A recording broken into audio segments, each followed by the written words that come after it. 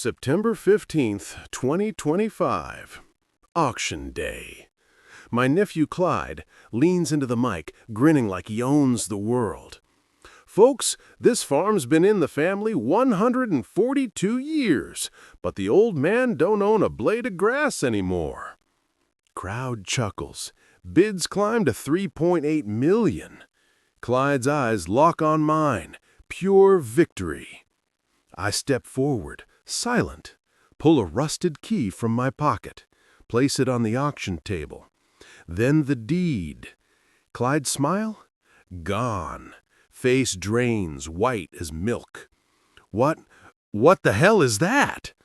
Auctioneer stammers. Dubai bidders freeze. Room goes dead silent. That key opened my farmhouse door in 1865. That deed proves Clyde stole everything. And under my dirt, liquid gold worth billions. Stick around, you won't believe what happens when the hammer drops. Hey y'all, settle in. This ain't no quick campfire tale. I'm Walter, 75 years young, voice like a busted muffler and a back that creaks worse than the porch boards I used to nail down. Grab a sweet tea, kick your boots off, and let me take you slow through the miles that brought me back to the one place I swore I'd never set foot again. This is my story, word for word, no Hollywood shine. I was born in '49, right in the front bedroom of that white clapboard farmhouse sitting on 180 acres of the richest black dirt God ever baked. Pa came home from Korea with one arm in a sling and a head full of nightmares, but he still swung a hammer like the devil was chasing him.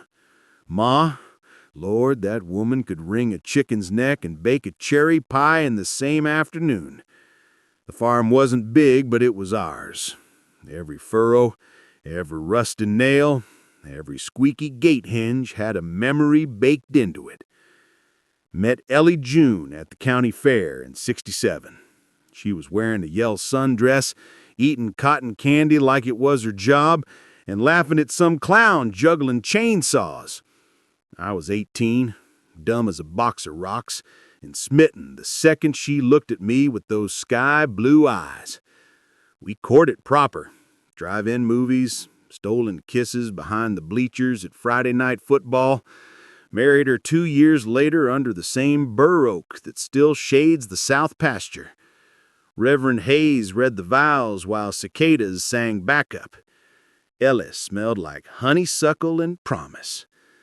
First kid, Tommy, came screaming into the world in '72. Sarah followed in '75, tiny fists already balled up like she was ready to fight the world. We raised 'em on fresh milk, fresh air, and fresh whoopings when they needed it. Morning started at 4:30, me milking Bessie while Ellie fried bacon that snapped like gunfire. Evenings ended on that porch swing. Kids catching lightning bugs in mason jars, Ellie's head on my shoulder. I'd trace the calluses on her hands and think, man, this is it. This is the whole bang point. But joy don't come with a lifetime warranty. Winter of '89, Ellie started coughing. Deep, wet hacks that rattled the windows. Doc said pneumonia, then said cancer, and stopped saying much at all. 6 months later, I was burying her beside the creek where she used to skip stones. I stood there in my Sunday suit, mud sucking at my boots, watching the preacher's lips move while the wind stole every word. Kids were grown. Tommy off at Iowa State, Sarah already talking California. I came home to an empty house that echoed like a tomb. That's when Clyde started showing up more regular. My sister's boy, 30-something, slicked back hair and a smile that never quite reached his eyes. He'd bring a six-pack, sit at my kitchen table, talk about streamlining operations and maximizing equity.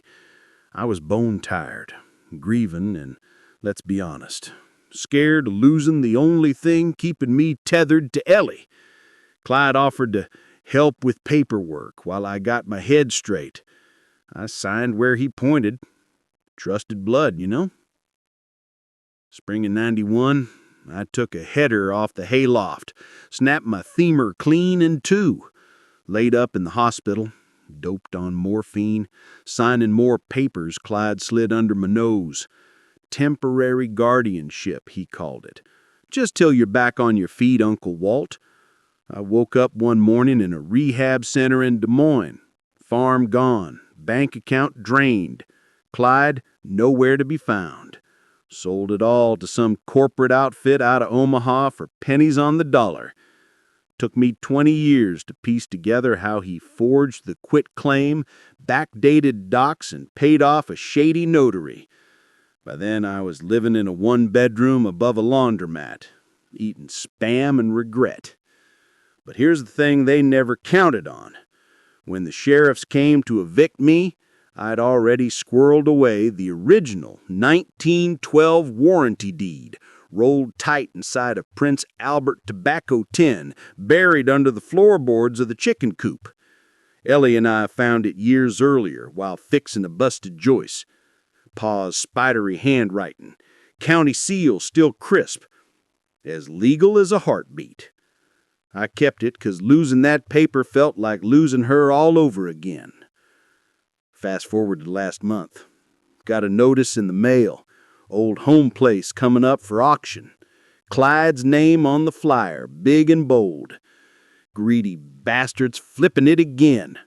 My hand shook so hard I dropped my coffee. Heart said run, gut said finish it. So I dug up that tin, brushed off 30 years of chicken shit and spider webs, and started driving west. Gravel pinging under the tires, radio playing Merle Haggard, that rusted key on the seat beside me like a loaded gun. What's waiting at the end of this road? Will that yellowed paper still hold water after all these years? And what's Clyde gonna do when he sees the ghost he buried walking through the door?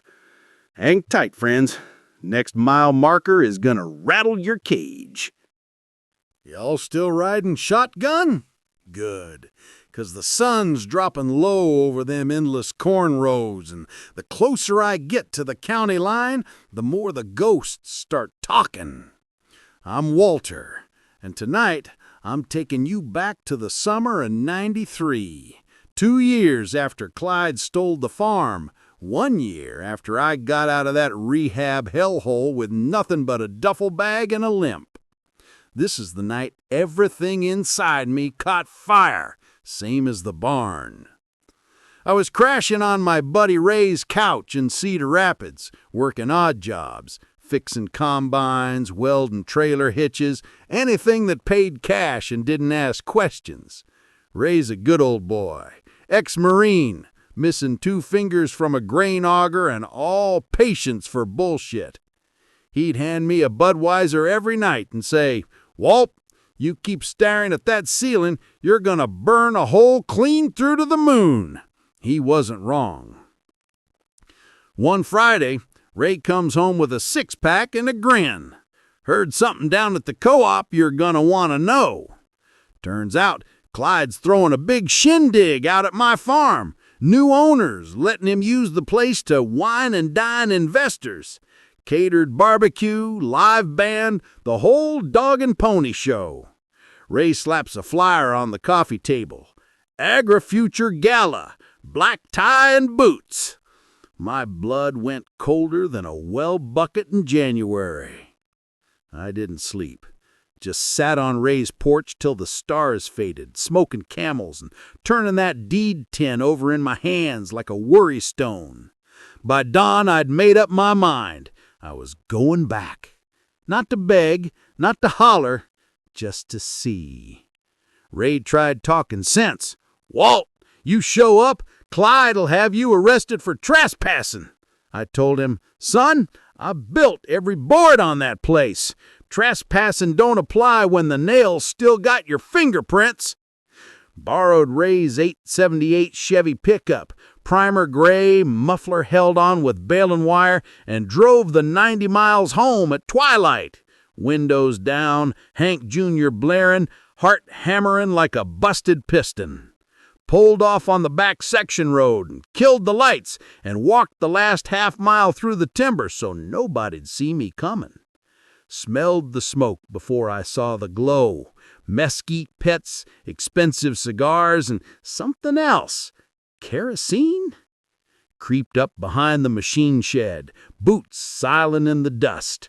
The yard was lit up like Christmas. String lights, white tablecloths, men in tuxedo jackets and cowboy boots laughing too loud.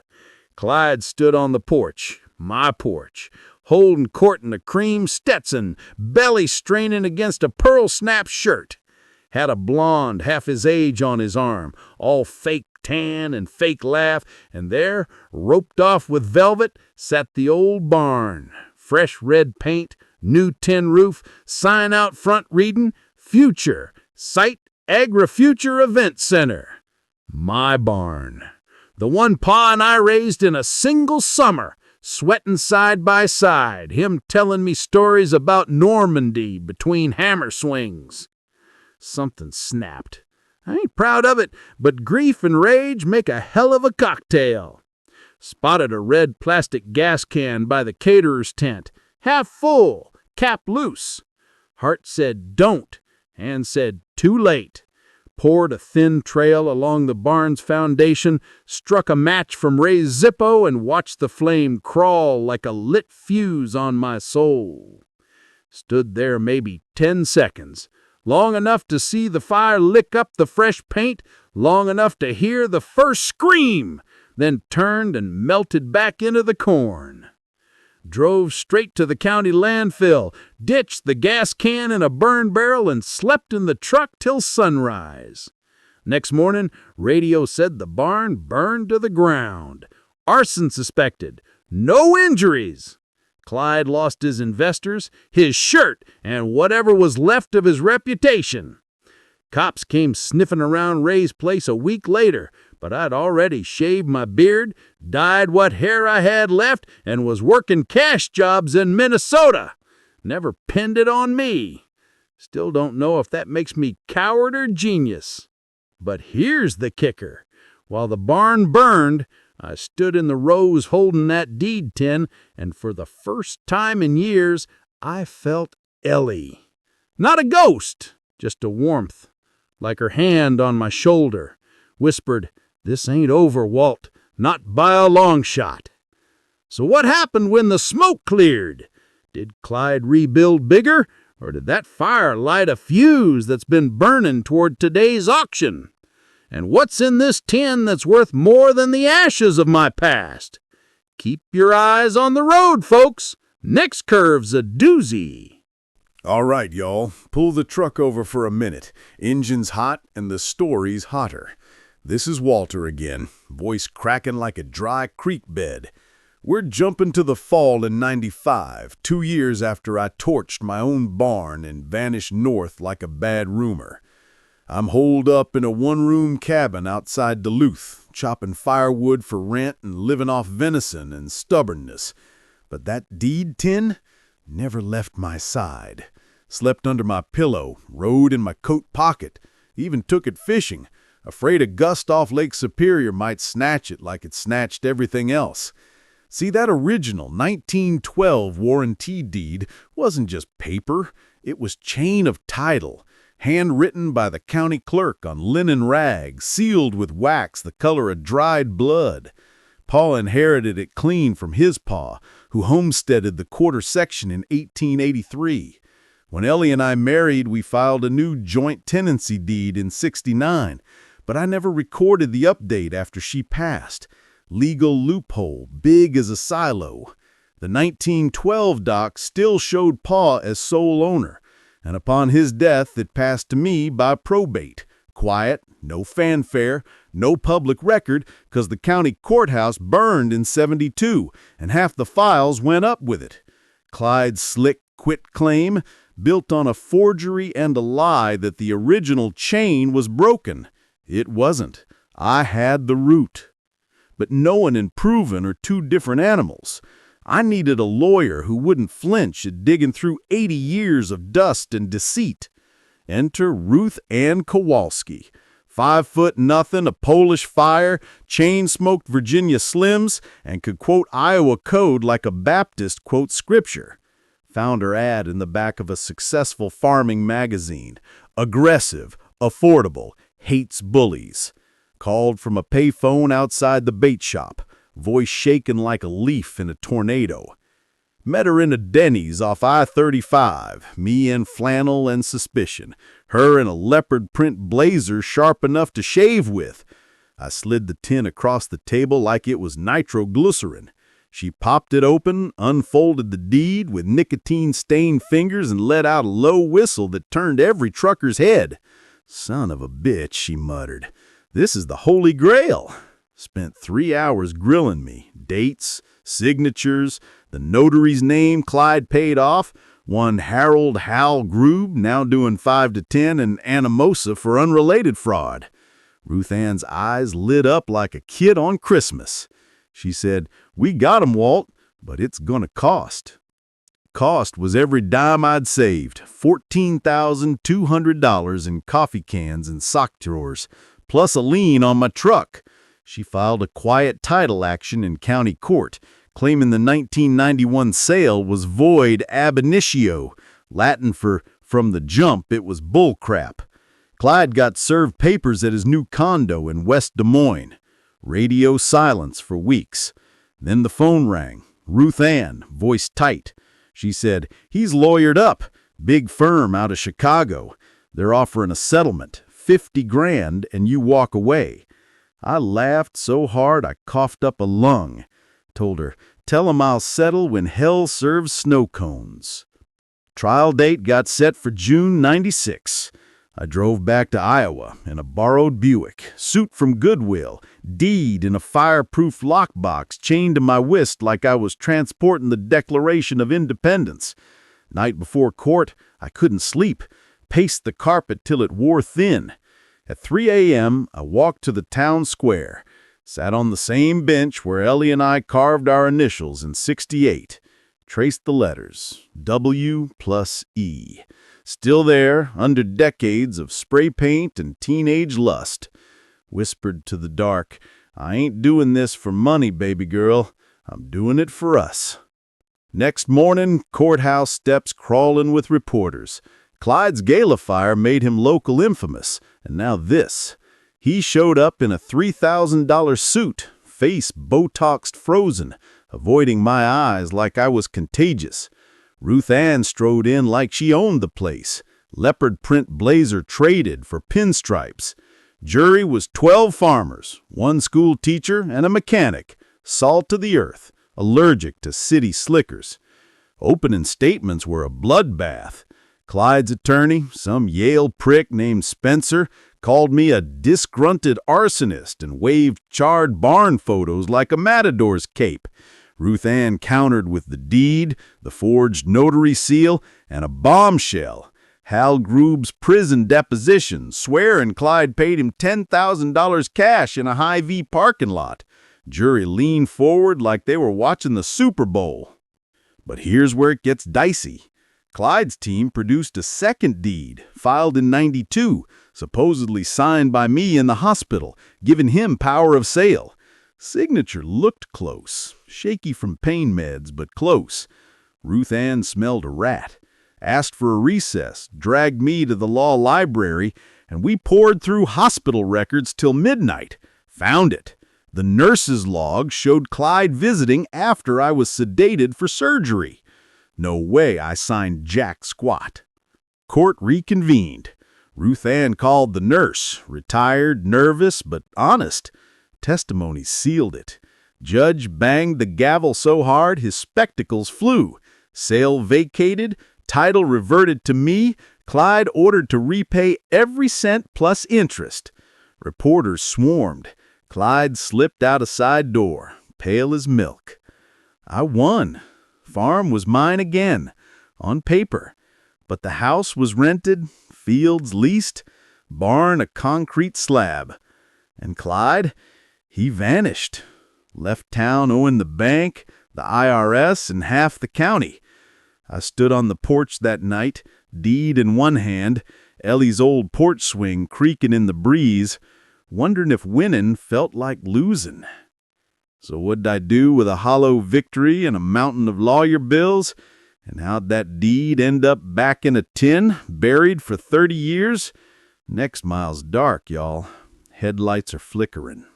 Y'all, the dust from that courtroom gavel hadn't even settled when I rolled up the lane in a 97 Taurus I bought off a repo lot for $1,200. This is Walter, summer of 96, deed in my shirt pocket like a loaded ticket to yesterday. The farmhouse looked smaller, paint peeled like sunburnt skin, gutters sagging, the oak tree out front split by lightning sometime after I left. Porch swing was gone. Somebody had chainsawed it for firewood. My boots crunched on broken glass where the storm door used to be. Place smelled like mouse piss and regret. Ruth Ann warned me, "Title's yours, Walt, but the bank's got a lien, the tenant's got a lease, and the fields are locked into a 5-year contract with Agri-Future." Translation, I owned the dirt, but I couldn't touch a dime or a square foot for 4 more years. She handed me a folder thick as a phone book. Back taxes, mechanics liens, a second mortgage Clyde took out in my name to fund his Vegas weekends. Total tab, 92 grand and change. I laughed till I cried, then just cried. First thing I did was evict the tenants. Nice couple from Illinois, thought they were renting from Clyde's shell company. Gave them 30 days and a handshake apology. They left the fridge full of spoiled milk and a note that said, "Hope you sleep better than we did." Slept on the floor that night, windows open, listening to coyotes argue over garbage. Woke up to a sheriff's notice taped to the door. Bank foreclosing in 90 days unless I paid up. 92 grand in 90 days. I had 600 in a coffee can and a truck that burned more oil than gas. So I did what any broke farmer does. I went to work. Took a job at the John Deere plant in Waterloo. 3rd shift, welding frames for combines that never see my fields. Lived in a pay-by-the-week motel off Highway 20. Shower smelled like bleach and broken dreams. Every Friday I'd drive the hour home, mow the yard with a push mower I found in the shed, patch the roof with tar paper and prayer. Kept that deed tin in the glove box, wrapped in an oil rag so the damp wouldn't eat the ink. Winter came early. Pipes burst, flooded the kitchen. I was patching drywall with a putty knife in pure spite when the mailman dropped a bombshell. A rent check from Agri-Future, my rent check for the South 80, bounced like a rubber ball. NSF stamped in red. Called the bank, account drained. Traced it to a P.O. box in Panama. Clyde, of course. Guy was a ghost with a checkbook. Spring 97. I'm 48, feeling 80, working doubles at the plant. One night the foreman calls me in. "Walt, corporate's cutting overtime. You're on days now, half pay." Same week, the bank sends final notice. I sat in the parking lot at 3 a.m., engine ticking as it cooled, staring at that deed. Thought about selling it to the highest bidder, walking away clean. Even had a developer sniffing, wanted to turn the acreage into a golf course for rich doctors. Offered $1.2 million cash. I could have paid the liens, bought a condo in Florida, sipped margaritas till I forgot Ellie's laugh. But I saw her face in the windshield. Yellow sundress, cotton candy, county fair lights. Heard Pa's voice. "Land ain't just dirt, son. It's blood and promise." Drove straight to the farm instead. Dug a hole under the busted porch and buried that tin again, deeper this time. Covered it with a flat rock and a lie I told myself, just till I'm back on my feet. Years turned into decades. Plant laid me off in '08 when the economy tanked.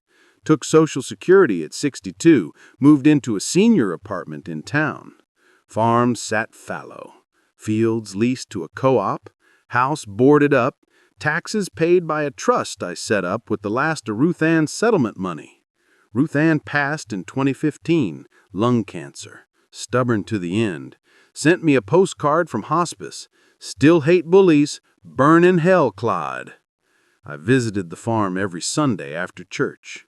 Sat on that flat rock, smoked a cigar, talked to Ellie like she was pouring coffee on the porch. Watched the corn grow tall, then get chopped down by strangers. Told myself I was waiting for the liens to expire, the leases to end, the stars to align. Truth? I was scared. Scared of living in a house full of echoes. Scared of failing her again. Then August 2025 rolls around. I'm 75, knees shot, living on oatmeal and Fox News. Get a certified letter.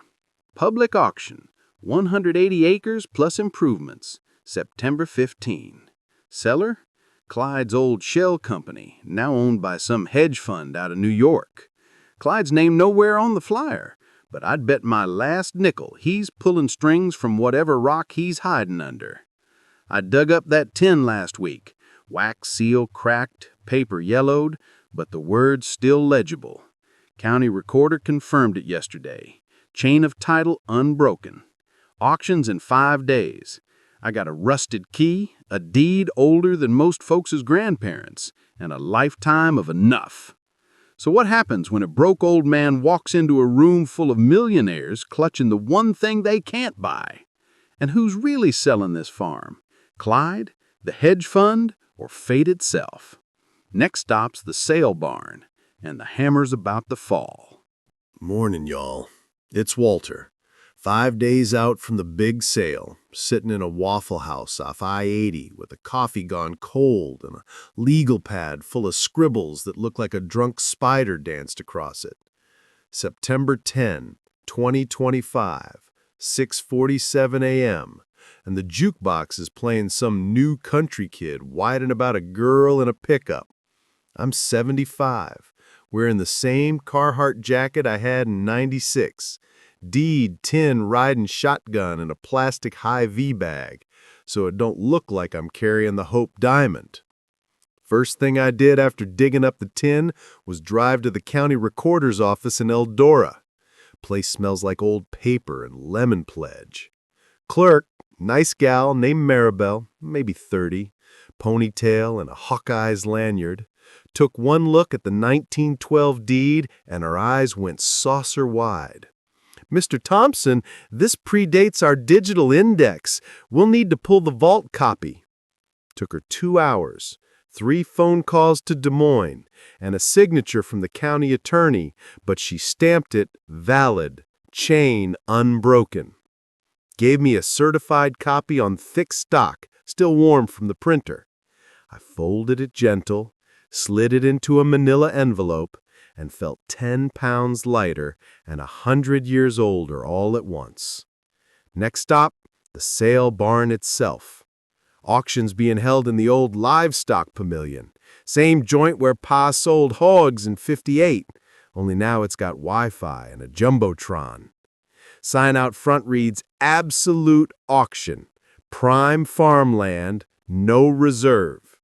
Absolute means they'll sell to the last sucker standing, no minimum. Perfect for Klein's hedge fund buddies to scoop it cheap. I parked across the road, binoculars from the glove box, watched them setting up. White tents, chrome stanchions, catered coffee that probably cost more per cup than my first tractor payment. Spotted a familiar face directing traffic. Bobby Lee Hargrove, used to be Clyde's errand boy, now rocking a clipboard and a fake Rolex.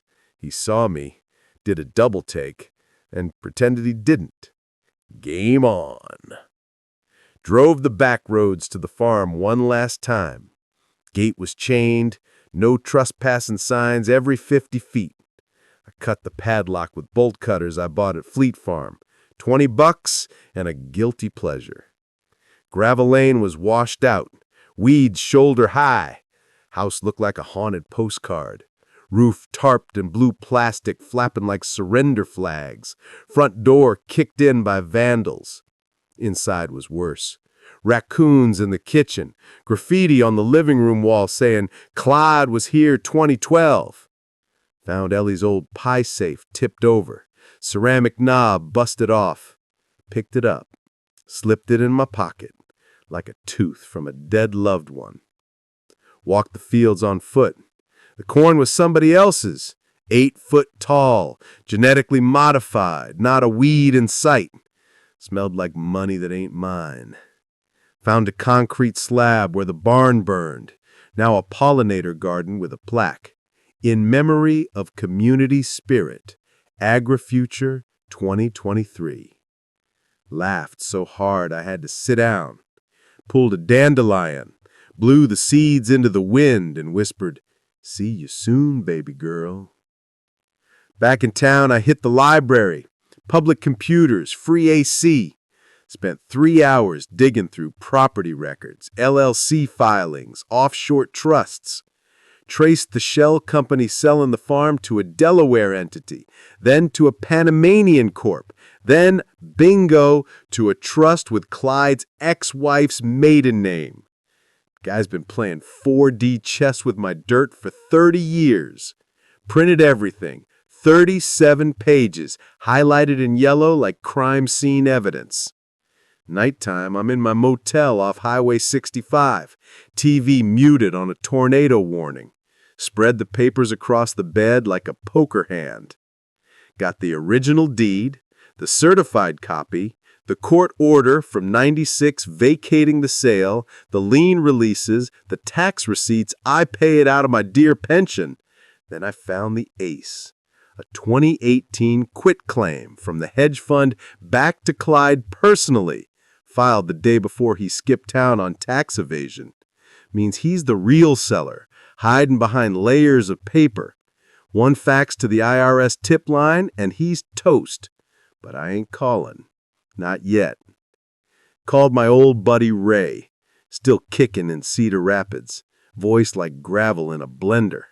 Told him the plan, he laughed. Said, "Walt, you're either genius or suicidal. I'm in. Got a GoPro and a bad knee. We're meeting day of the auction. He's bringing coffee. I'm bringing the storm." So what's the play when the gavel drops and the vultures circle? How do you outsmart a room full of sharks with nothing but a rusted key and a prayer? And what's Bobby Lee whispering into his phone every time he thinks I ain't looking? 4 days left. Clock's ticking louder than a combine in August. All right, partner, stop right there. I just dug up a secret older than the courthouse fire, and the goons are already circling the farm with a metal detector. Smash that like button. Let's bury this story deeper than the deed tin. Subscribe and hit the bell. Next module drops in 3, 2, 1, and you'll see if the aquifer stays ours or ends up in a Dubai pipeline. Comment, "Hold the line" if you're riding shotgun with me to the auction hammer. The ground's talking. Don't leave the truck. We're heading into the dark. All right, y'all. It's Walter. 3 days to auction, and I'm knee-deep in the dark with a shovel and a headlamp that flickers like it's got stage fright. September 12, 2025. 2:17 a.m. Moon hanging low and orange over the south pasture. I'm back at the farm, bolt cutters in one hand, thermos of truck stop coffee in the other, digging under that busted porch where I buried the tin 30 years ago. Only this time, I ain't just checking, I'm moving it. Place feels haunted, but not by ghosts, by choices. See, after the library dig yesterday, I couldn't shake one line in the hedge fund's filing. Mineral rights retained by prior owner. My farm's always been row crop dirt, black loam, no gas, no gold. But prior owner meant me, or Clyde, or whoever's wearing the mask. I needed the original survey plat from 1883, the one Pa kept rolled in a cardboard tube behind the water heater. If something's buried, that plat'll show it. House is pitch black, windows boarded with OSB. I pry one loose, crawl through like a raccoon with arthritis. Smell hits first.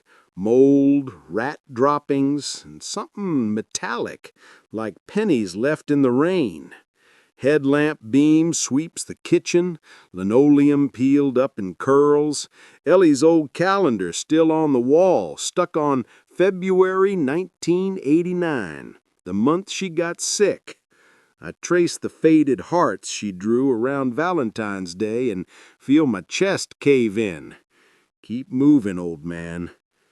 Basement stairs groan like they're telling my sins. Water heater's gone, stolen for scrap, but the cardboard tube's still there, wedged between joists, wrapped in a Piggly Wiggly bag. I pull it free, dusk billows, and a fat wolf spider skitters across my wrist. Tube's brittle, cracks when I unroll it on the ping-pong table Pa used for seed corn inventory. Plats hand-inked, property lines in faded purple, north arrow pointing true, but there, in the northeast corner, 40 acres I always called the wet 40 'cause it floods every spring, is a tiny symbol I never noticed, a diamond with a cross. Coal? Oil? Water? I snap photos with my flip phone, email them to myself at the library's public terminal later. Then I hear it. Tires on gravel. Headlights sweep the yard. 2 beams, slow roll. I kill the lamp, crouch behind the oil tank. Truck idles, door creaks, boots hit dirt. Whispered voices. He's here. Saw the pry marks. I know that voice. Bobby Lee Hargrove, Clyde's old lapdog, now working for whoever's bankrolling this circus. I slip out the bulkhead, belly crawling through pigweed tall as my waist. Reach my truck parked in the timber, ease the door shut with a click soft as a confession. They're inside now, flashlights dancing like fireflies on meth. I watch from the shadows as they tear through the kitchen, kicking cabinets, cussing my name. One of 'em, big guy, neck tats, pulls a metal detector from the truck bed, starts sweeping the porch where I just dug. Beep, beep, louder. I left a decoy, rusted coffee can full of nails and a fake deed I printed at Staples. They fall for it, whooping like they struck oil. I eased the truck into neutral, rolled downhill silent, popped the clutch at the bottom. Engine coughs to life 200 yards out. By the time they spin around, I'm tail lights and dust. Back at the motel, I spread the plat under the desk lamp. That diamond symbol? Old surveyor's mark for subsurface anomaly, possible limestone cavern. Not coal, not oil, water. A massive underground aquifer mapped in the 50s, forgotten when the interstate bypassed us. Dubai don't want my corn, they want what's under it. Bottled water, desalination, billion-dollar pipelines. My wet 40 is sitting on liquid gold. I call Ray at 4 a.m. He answers with a grunt. Walt, this better be life or death. It's both. I tell him about the plat, the goons, the aquifer. He's quiet so long I think he hung up. Then, meet me at the VFW at dawn. Bring the tin. We're going full Alamo. So what's the plan when money, muscle, and foreign royals want you dirt? How do you fight a war with a rusted key and a secret the land's kept for a century? And who's coming for me next? Bobby Lee, Clyde, or someone I ain't even met? 2 days left, and the ground is starting to shake. 2 days to auction. Sitting in a Hardee's parking lot with the windows cracked and a biscuit going cold in my lap. September 13, 2025, 9:12 p.m. Sky the color of a fresh bruise. My flip phone, yeah, I still got one, buzzes so hard it dances off the dash. Unknown number, Area code 712. That's Sioux County, Clyde's old stomping grounds. I let it ring 4 times, thumb hovering like it's a live grenade. Finally, Punch talk. Walter Thompson? Voice is low, smoker's rasp, but younger than Clyde. Name's Travis. We need to meet. Tomorrow, midnight. The old grain elevator on County Blacktop C. I ain't dumb. Who's we? And why the hell should I trust a ghost call? Click on the other end. Then a photo texts through. Me, standing outside the sale barn yesterday. Telephoto lens, time-stamped. Next pic, the deed tin on my motel nightstand, lid half open. My gut drops like a rock in a well. How'd you... Midnight, Walt. Come alone, or the auction gets real interesting. Line goes dead. I sit there till the biscuit's a hockey puck, staring at the photos. Somebody's been in my room. Somebody's been tailing me since Eldora. I check the motel door, deadbolt scratched, fresh pry marks, grab the tin, the envelope, the bolt cutters, and stuff 'em in a Walmart sack. Sleep in the truck that night, parked behind the Methodist church. .38 under the seat like the old days. Next morning, I call Ray. He's already 3 coffees in, voice crackling with marine adrenaline. Trap, he says, but Trap's got 2 jaws. We spring theirs first. Plan's simple. I show at 11:45 with a decoy envelope full of seed catalogs. Ray's in the rafters with the GoPro and a deer rifle he swears is just for persuasion. Local kid named Javi, Murray Bell's little brother, works nights at the co-op, hacks the elevator's floodlight timer to kill at 11:59. Darkness is our friend. 11:52 p.m. Elevator looms like a rusted cathedral, corn dust thick as fog. I park nose out, headlights off, sack in hand. Crickets loud enough to wake the dead. Footsteps crunch gravel, 2 sets, maybe 3. Travis steps into the moonlight, 35, lean, jailhouse tats peeking above his collar. Behind him, Bobby Lee Hargrove, sweat stains spreading under his arms like a surrender flag. Travis don't waste words. Hand over the original deed, Walt. We'll forget the arson rap, the IRS tip, all of it. You walk with $100,000 cash tonight. Tomorrow, the farm sells clean. I laugh. Sound like a coyote with a cough. You boy think I carried this fire for 30 years to sell it for pocket change? Bobby Lee shifts, nervous. Uncle Walt, just don't you uncle me, you spineless tick. I pull the decoy envelope, toss it at Travis's boots. There's your paper. Enjoy the read. Travis rips it open. Seed corn coupons flutter like confetti. His face twists. You think this is a joke? Lights die. GoPro red dot blinks once. Ray's voice booms from the catwalk. Federal offense to threaten a citizen, boys. Smile for the live stream. Chaos. Travis lunges. I sidestep. Old knees screaming. Bobby Lee bolts, trips over a rail tie, eats dirt. Javi kills the backup generator. Total dark. I'm out the side door, truck roaring to life before Travis finds his flashlight. Rear view shows Ray swinging down like a paratrooper, rifle slung, laughing like a lunatic. We rendezvous at Ray's shop, watch the footage on his laptop. Crystal clear. Travis laying out the bribe, Bobby Lee whimpering about Clyde's orders. Ray burns it to a thumb drive, mails copies to the county attorney, the state AG, and, petty but satisfying, Clyde's ex-wife in Reno. By sunrise, Travis is in a cell for extortion, Bobby Lee singing to shave years off his own rap sheet, and the auction's front-page news. $1 billion land grab or 100-year fraud. But here's the twist. Travis dropped a name before the cuffs clicked. Ask Clyde about the real buyer. Dubai. Cash. No questions. Dubai. My farm ain't oil. It's corn and heartbreak. What the hell are they digging for under my dirt? 1 day left. Hammer drops tomorrow at noon. I got the deed, the video, and a rusted key that's starting to feel like Excalibur. But who's really pulling Clyde's strings from halfway around the world? And what's buried on that land worth more than the land itself? Clock is at 11:59, y'all. Next breath decides everything. 7:03 a.m., September 15, 2025. Auction day.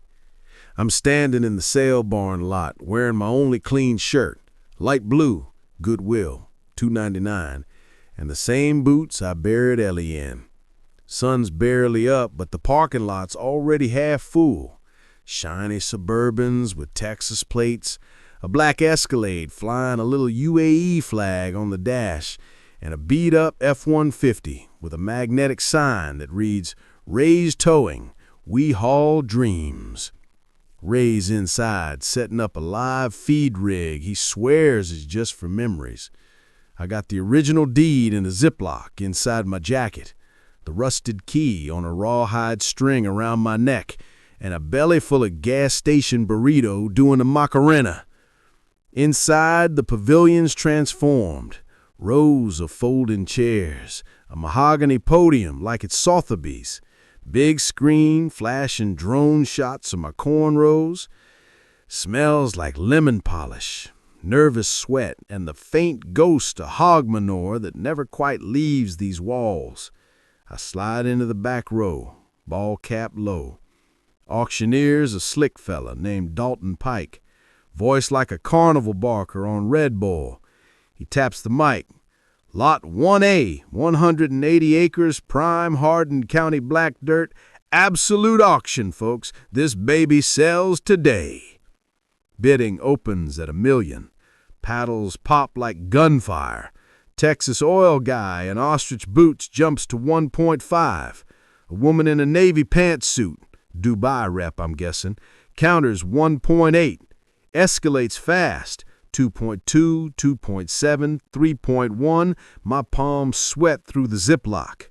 At 3.6, the room hushes. Only 2 paddles left. Dubai and a mystery bidder on the phone. Voice piped through the PA, thick accent, no name. Dalton's hammer hovers.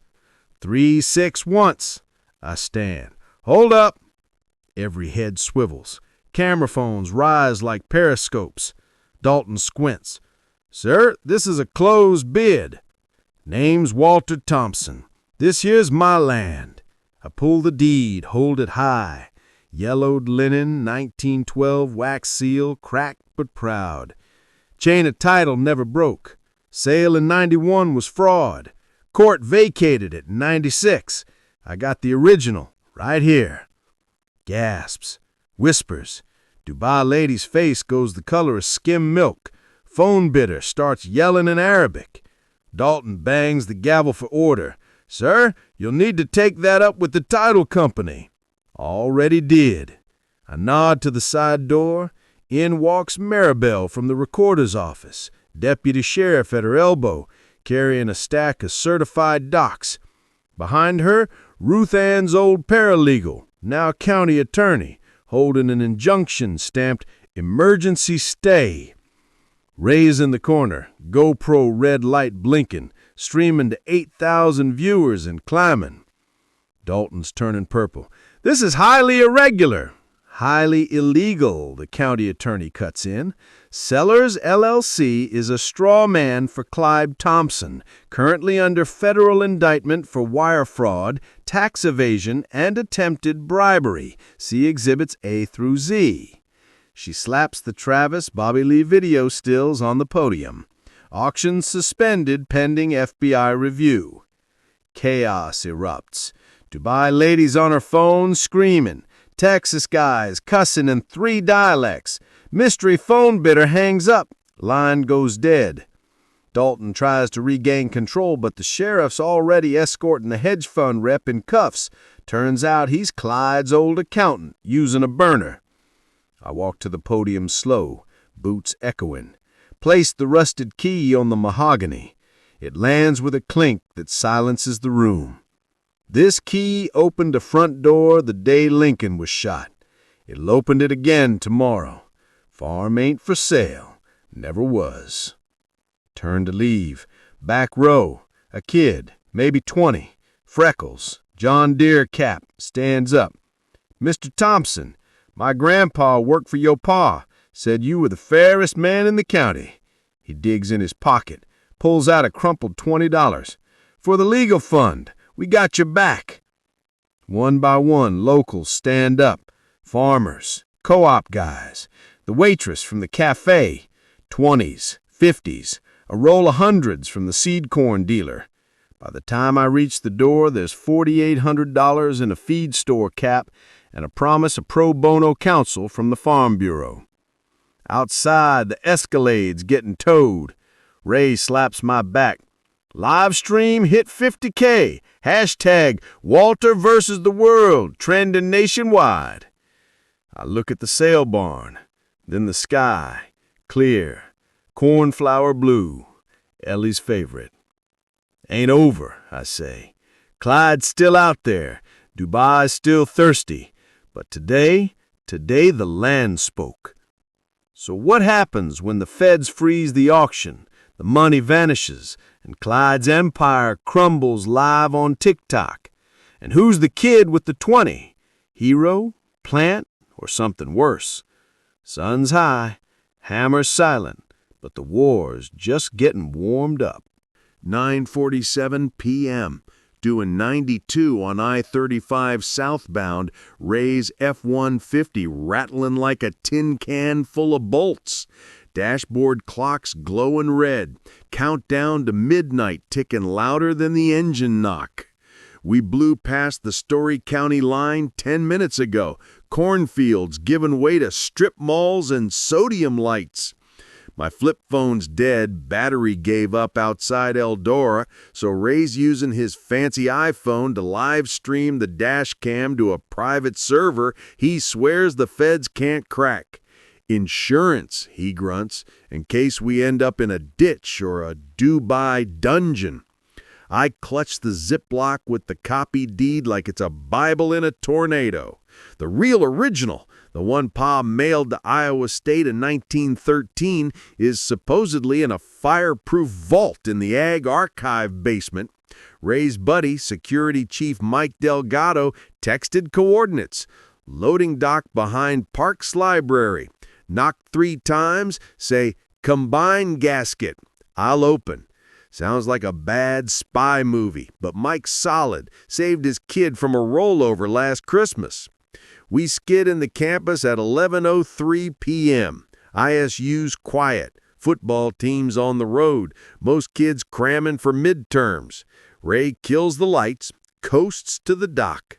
Mike's there in a golf cart, uniform 2 sizes too big, mustache like a push broom. Clock's burning, Walt. Vault combos biometric now. My thumb only. You got 5 minutes before the system logs an override. Inside, the archive smells like old paper and ozone from the HVAC. Rows of steel cabinets, climate-controlled, humming soft. Mike leads us past seed corn ledgers from 1892, a jar of soil labeled Dust Bowl 34, and a framed letter from George Washington Carver. Vault doors a foot thick, retina scanner glowing green. Mike presses his eye, types a code, clunk, the door swings open like a bank vault in a heist flick. Box 47B, shelf 3, cardboard tube, same as the one in my basement, only this one's sealed with red wax and a notary stamp dated March 12, 1913.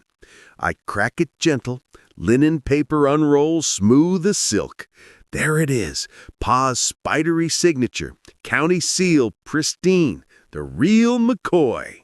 I slide it into a fresh tube Mike hands me, heart hammering so loud I swear the motion sensors twitch. 11:17 p.m. We're back in the truck, tube between my boots like a newborn. Ray's about to peel out when headlights pin us. 2 black SUVs, no plates, grills like shark teeth. Doors fly open. 4 goons in tactical vests, AR-15 slung low.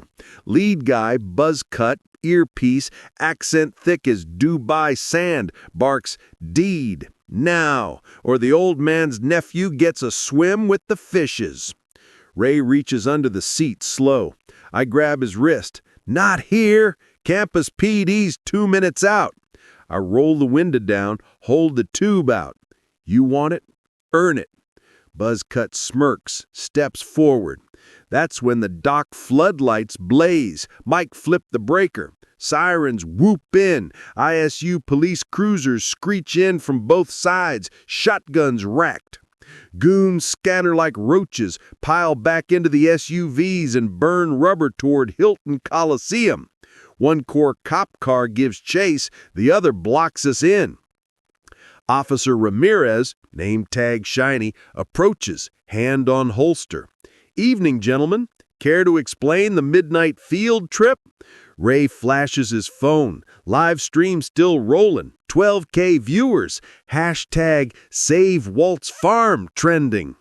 "Document retrieval, officer. Legal. Public interest."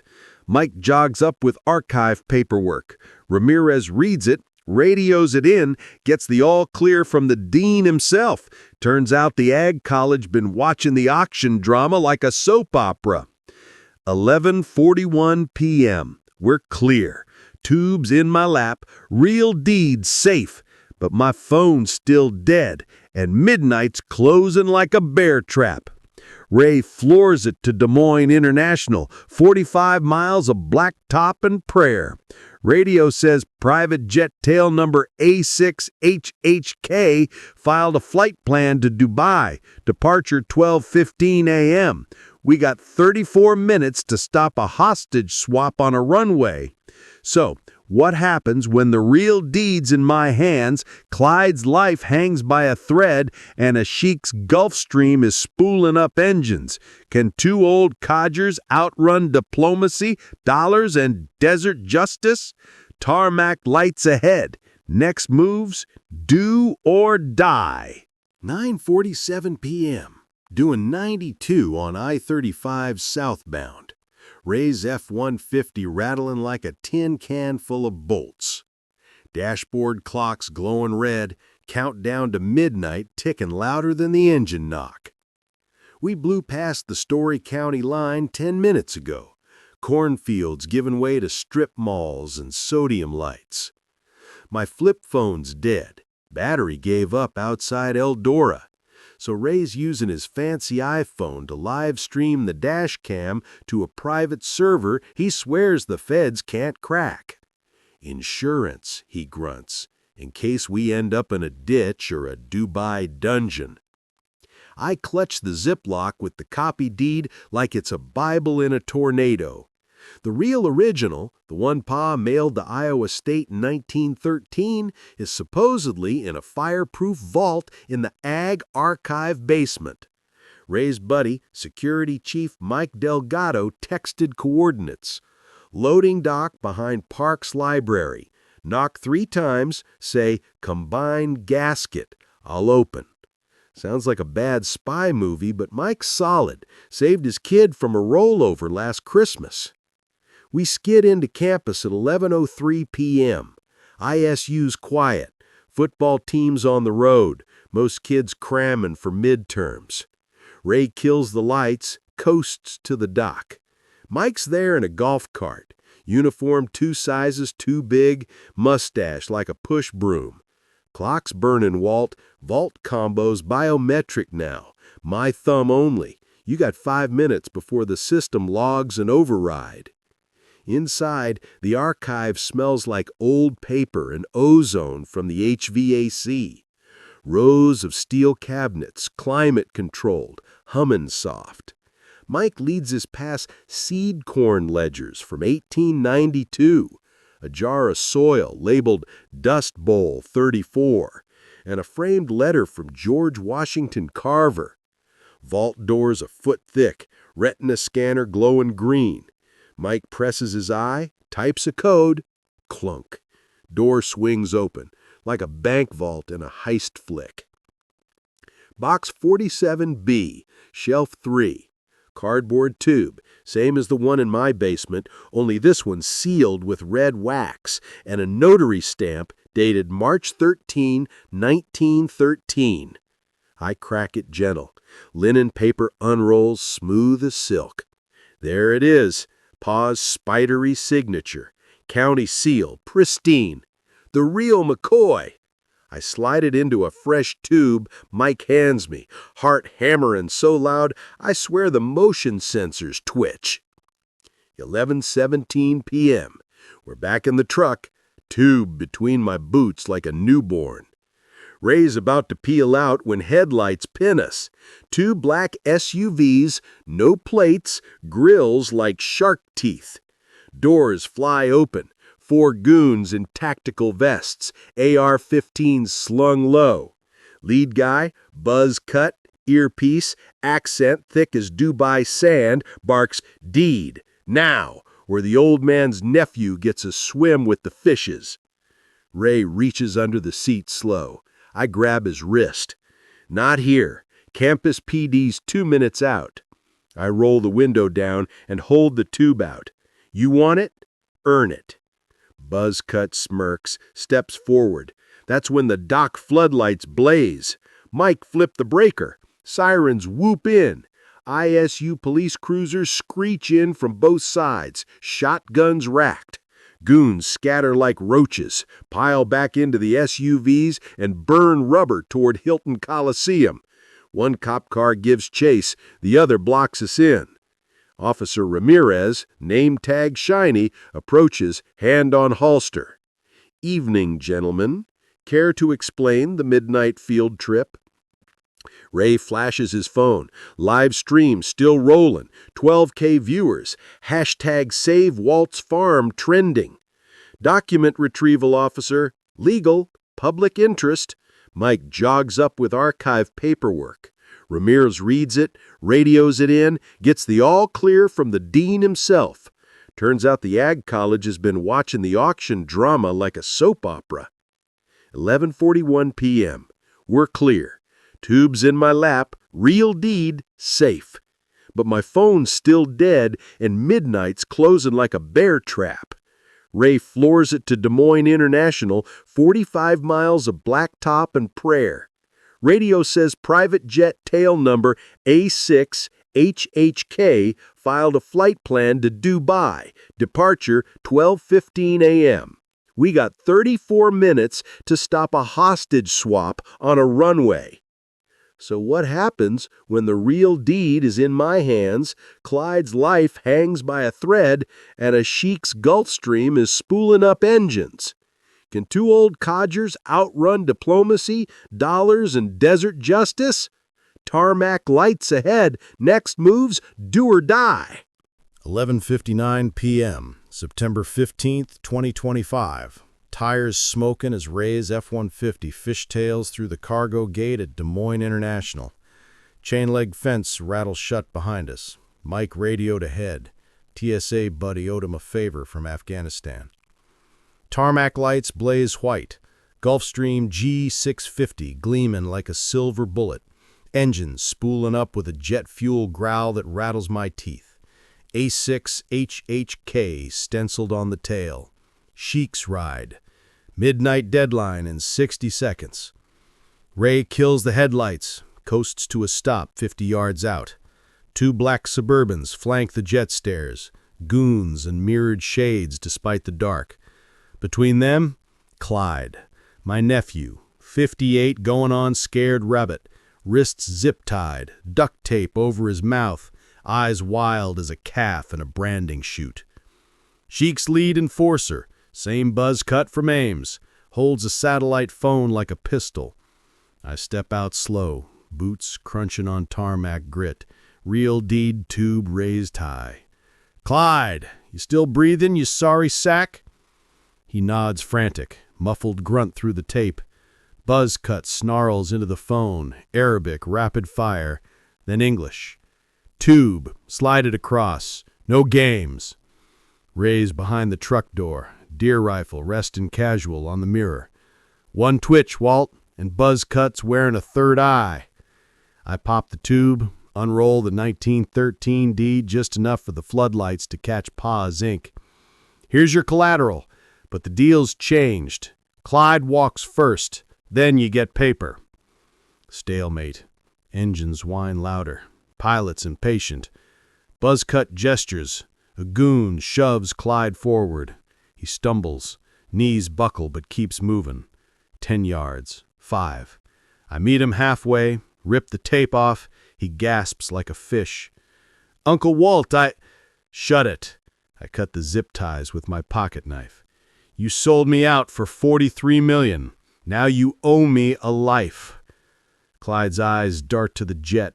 They'll kill me if I don't board. Then run. I shove him toward Ray's truck. Keys in the ignition. Don't stop till Canada. He hesitates, one heartbeat, then bolts. Ray covers him, rifle steady. Buzzcut lunges. I toss the deed tube underhand. It arcs, lands at his feet with a hollow clack. He snatches it, rips it open. Face goes slack. Inside, not the deed. A single Polaroid. Me and Ellie, 1978. Porch swing, her laugh frozen in time. Back of the photo, my handwriting. Some things ain't for sale. Ever. Buzzcut roars, draws a Glock. Too late. Ray's shot cracks the night. Not at him, at the Gulfstream's left tire. Pop. Hiss. Jet lurches. Engine spools down with a jet fuel growl that rattles my teeth. TSA trucks scream in from every runway. Lights flashing red, blue, red. Sheik's voice crackles over the sat phone. Furious Arabic, then English. "Thompson, you dare!" I grab the phone. "Tell your boss the aquifer stays in Iowa. Water's for farmin', not fountains in the sand. Clyde's collateral now, my collateral. He testifies, you lose $43 million and a jet. He disappears, the world sees your face on every screen from here to Dubai. Choose." Silence. Engines wind down to a whine. Goons lower weapons. Clyde's already in the truck, Ray reversing hard. I backpedal. Deed copy still in my jacket, rusted key warm against my chest. TSA swarms, cuffs clinking. Buzzcut's on his knees, sat phone crushed under a SWAT boot. As they haul him away, he spits, "This ain't over, old man. Water's the new oil." I smile. First real one in decades. "Then let the corn drink it." Ray guns the truck. We peel out past the tower. Rear view, Gulfstream grounded, Clyde white-knuckled in the passenger seat, deed safe in my lap. Radio crackles. FBI wants us at the Federal Building. Dawn debrief. But first, one stop. So what happens when the Sheik's jet is impounded, Clyde's singing to the feds, and the real deed's still in play? And who's waiting at that one last stop before sunrise? Ally? Enemy? Where the ghost of promises kept? Dawn's breaking, y'all. Final acts here. 5:47 a.m., September 16, 2025. Sun just peeking over the bean stubble like a shy kid at show and tell. Ray's truck coughs to a stop in the gravel lane, just settling on the windshield like gold powder. Clyde's in the back seat, zip ties replaced with a seatbelt, eyes bloodshot, still smelling of jet fuel and fear.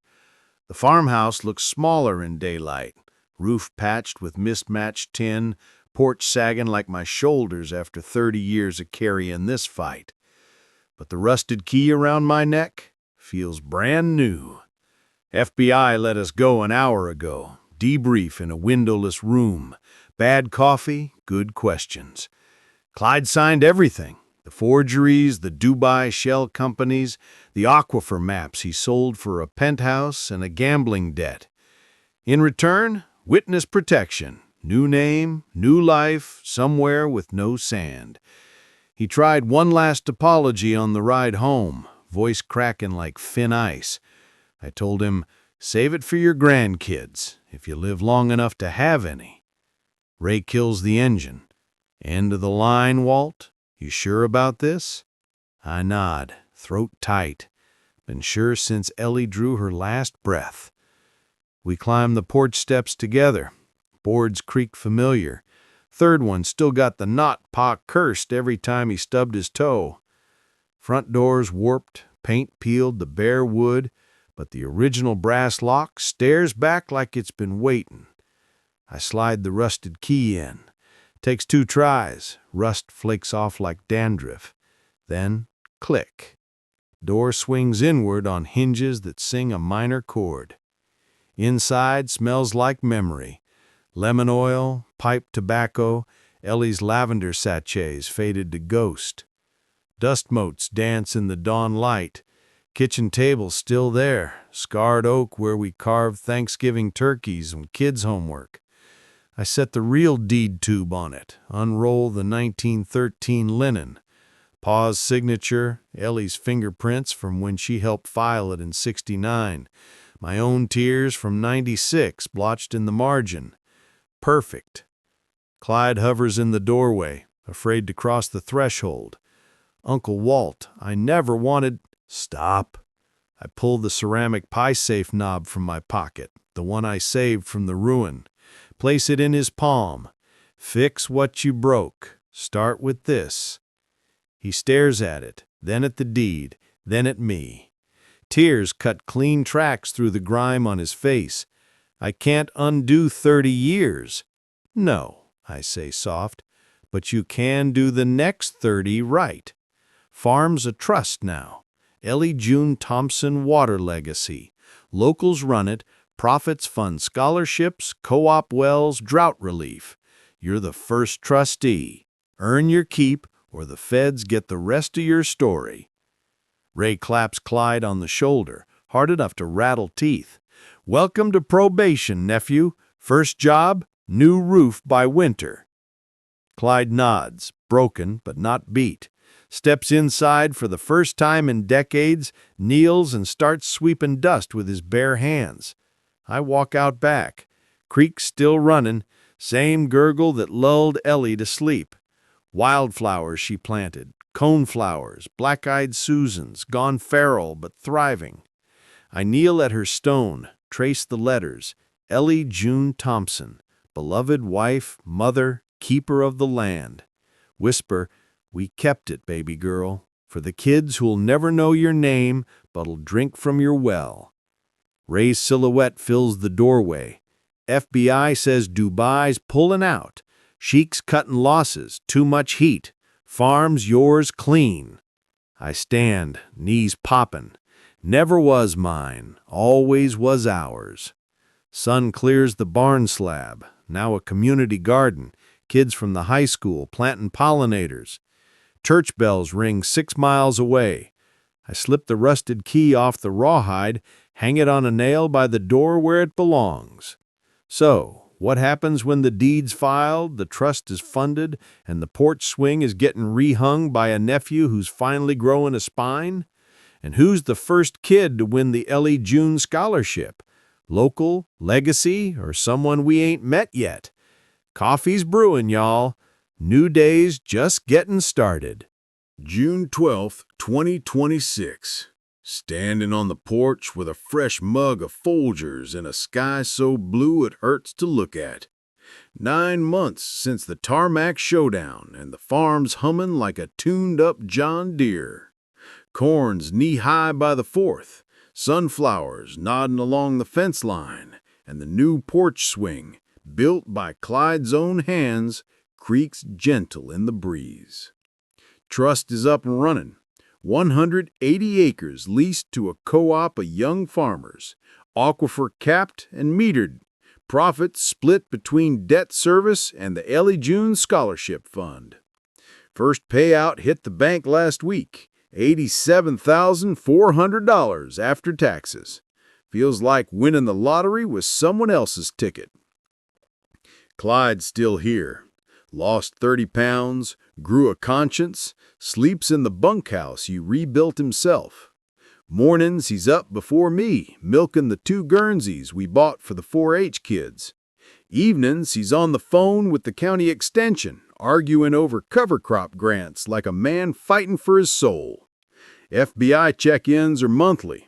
He shows up clean, sober, and scared straight. Yesterday, he hung Ellie's old pie safe, knob fixed with wood glue and prayer, back in the kitchen where it belongs.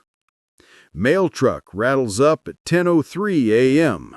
Driver's Maribel's cousin Luis honks twice like always. Envelope on top's thick, cream stock, gold embossed crest. Return address, Office of Sheikh Hamad bin Khalifa Al Maktoum, Dubai, UAE. My stomach does a slow roll. Ray's in the yard tuning the planter. I wave him over. Inside, a single sheet on heavy linen, calligraphy sharp as a blade. Mr. Thompson, water is life. You taught me this truth the hard way. Enclosed is a donation to the Ellie June Thompson Water Legacy. $10 million USD, no strings.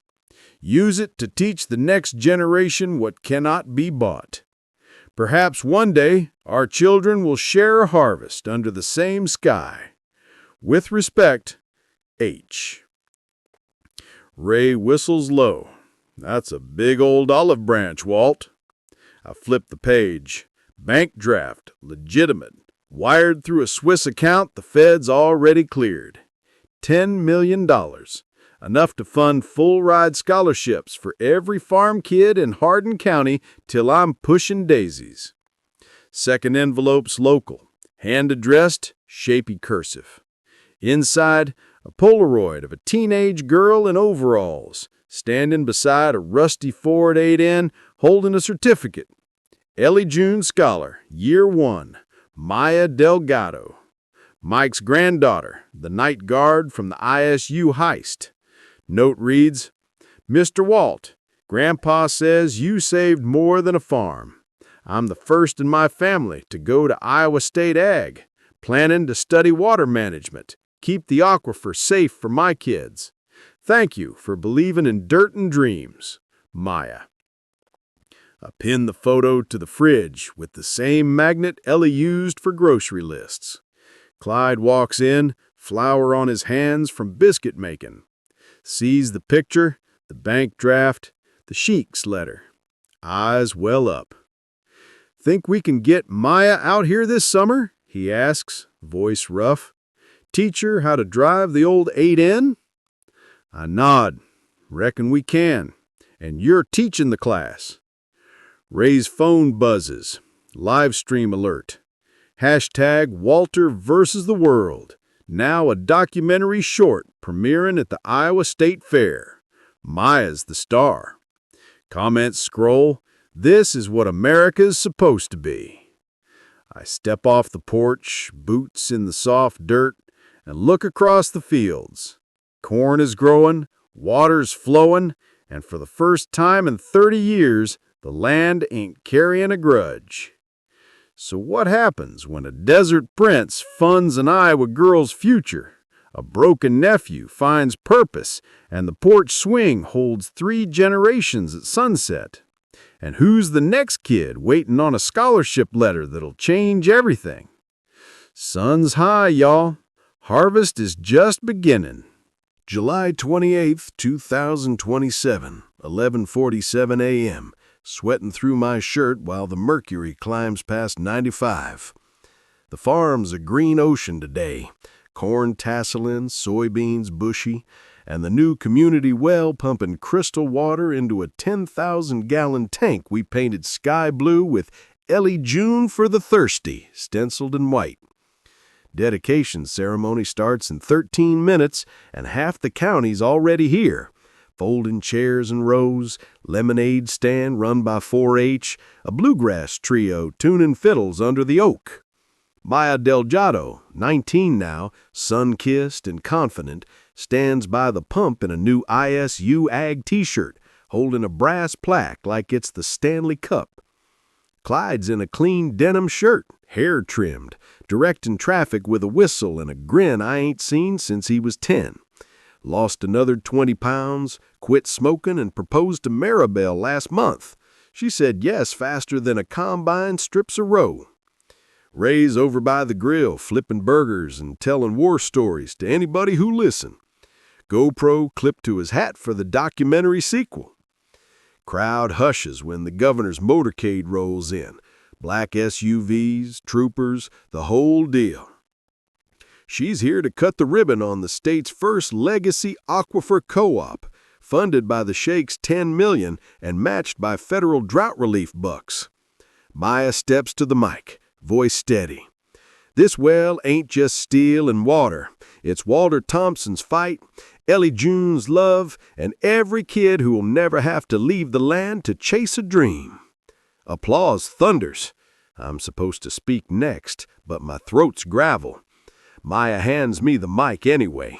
I clear it, look out to 200 faces, farmers, kids, old neighbors who thought I was dead till TikTok revived me. Ellie used to say, "Water the roots, the tree takes care of itself." This here's our roots. Drink deep, work hard, and pay it forward. Ribbon cuts, pump kicks on. Clear water arcs into the air, rainbows in the spray. Kids squeal, run through it like it's the county fair. Clyde cranks the handle on the old dinner bell. Its ring carries clean across the section. That's when the stranger appears. Black Tesla Model S, no plates, glides to a stop at the gate.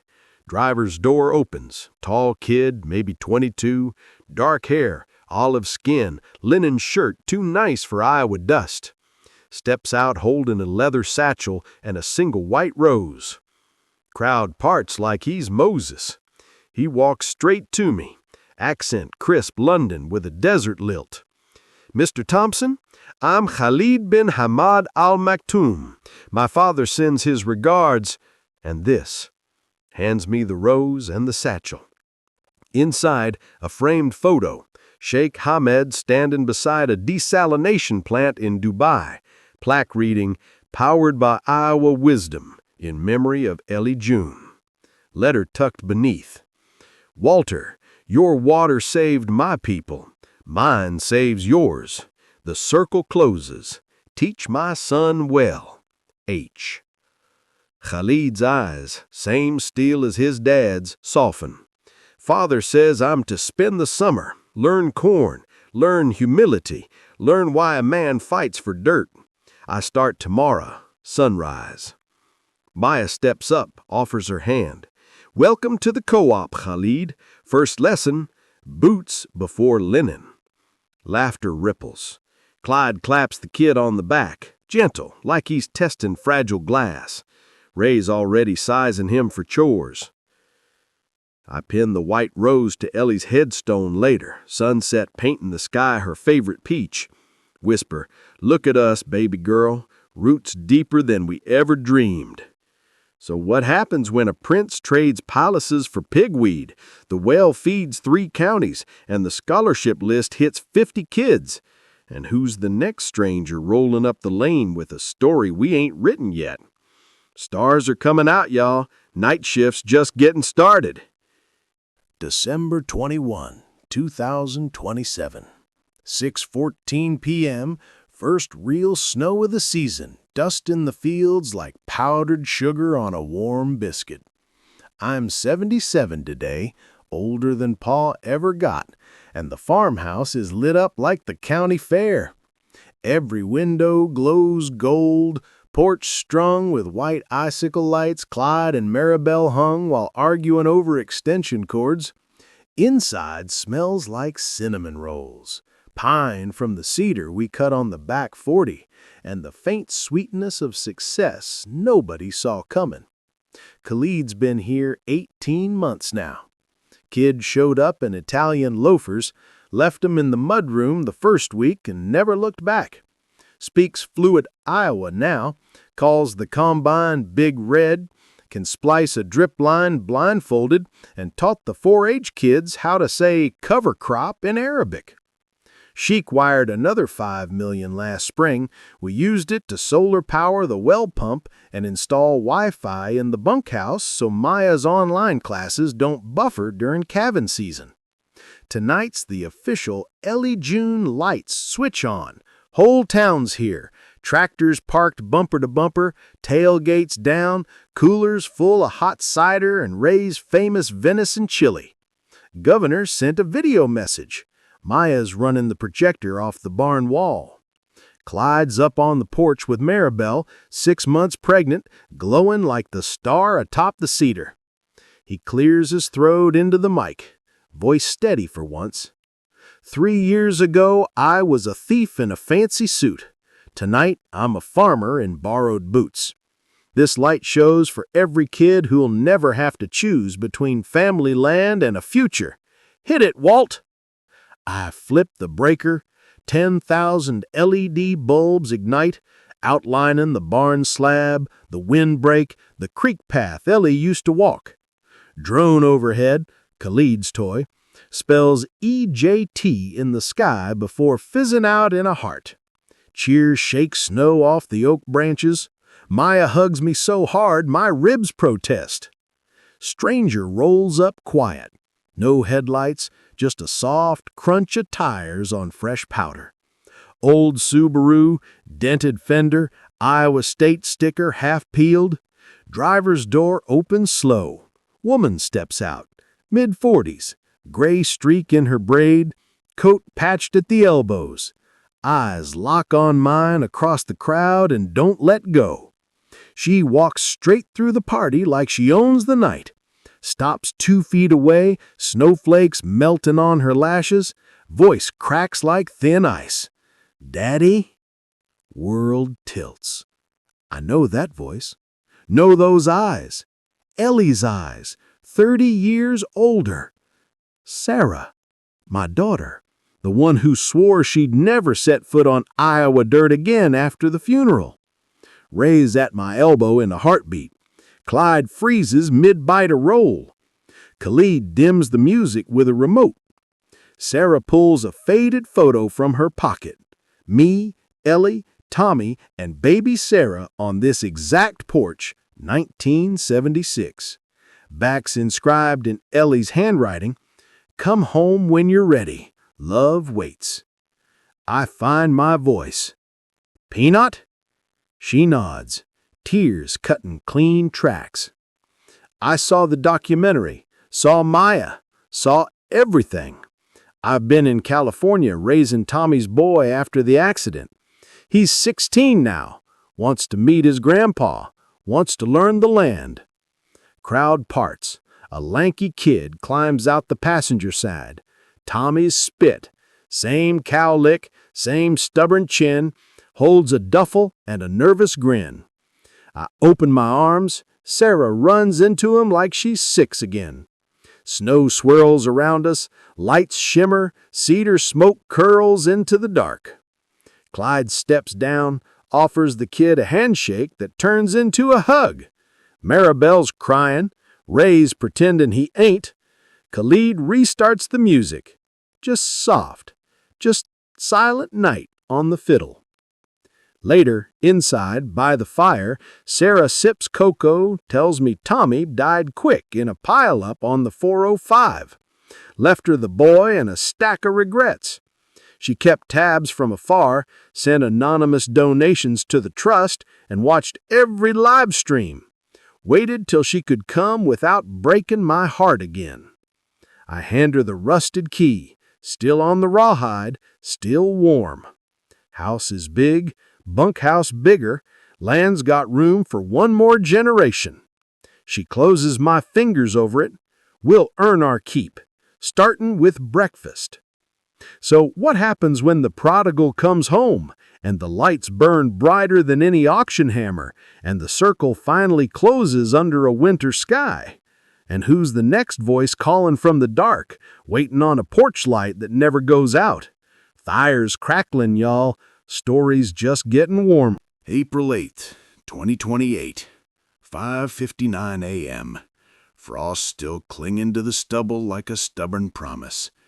I'm 77 and a half, leaner than I've been since Vietnam, standing on the porch with coffee steaming in the chill. The farm's waking up slow.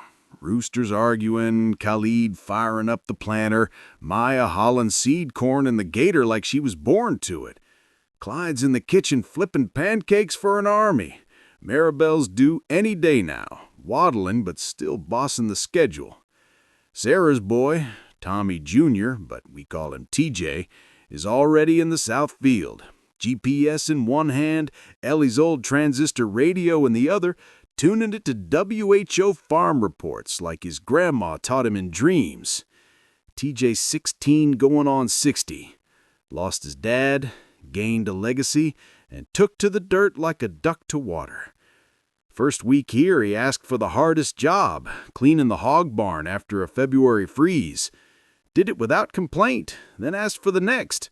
Now he's running the drone surveys, mapping soil moisture down to the inch.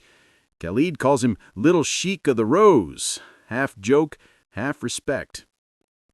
Today's the official start of the Ellie June co-op expansion. 200 more acres leased from neighbors who saw the light and signed on. We're planting a new hybrid, drought-tolerant, high-yield, developed by Maya's senior thesis at ISU. Sheik's money bought the seed, local kids plant it. Circle keeps spinning. Sun crests the windbreak just as the first planter road drops. TJ hops off the tractor, boots in the fresh-tilled black, and waves me over. "Grandpa, you gotta see this." He kneels, brushes dirt from a clod. Something glints. Brass, weathered, half buried where the old chicken coop burned in '83.